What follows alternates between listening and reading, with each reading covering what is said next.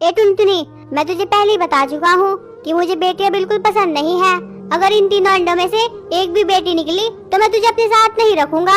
इन तीनों अंडों में से बेटे ही निकलने चाहिए।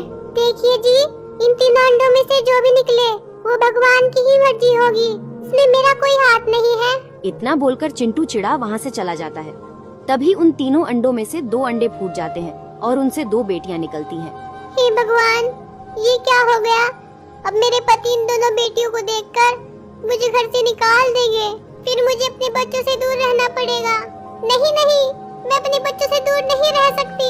मैं ऐसा करती हूँ, चिंटू जी के आने से पहले ही इन दोनों बेटियों को कहीं छिपा आती हूँ। इतना बोलकर टुनटुनी दोनों बेटियों को दूसरी जगह पर ले जाकर छिपा देती है। मेरी बच्चियों, मैं तुम्हारे पास लौट कर आऊंगी।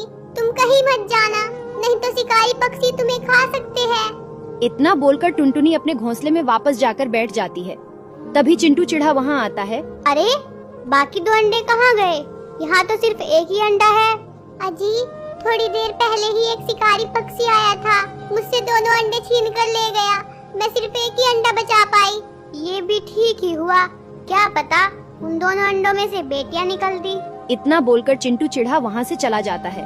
तभी अंडा टूटने की आवाज होने से चिंटू वापस आता है। टुनटुनी बताओ, अंडे से बेटा निकला है या बेटी?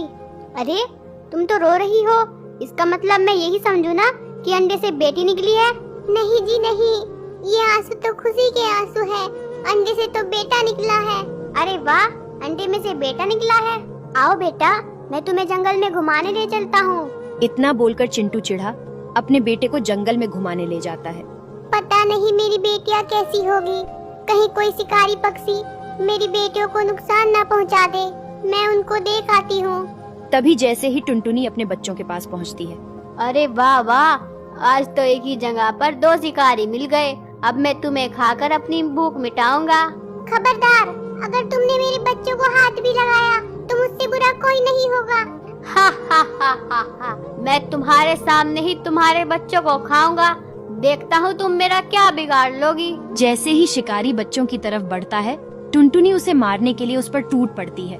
दोनों की लड़ाई में टुनटुनी घायल हो जाती है। फिर किसी तरह वो अपने बच्चों को बचाकर घर ले आती है। चिंटू जी, मुझे माफ करना।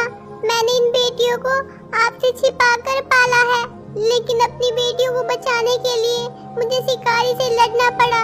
इसके कारण मैं बहुत घायल हो चुकी हूँ। अब मेरा आखिरी समय आ गया है।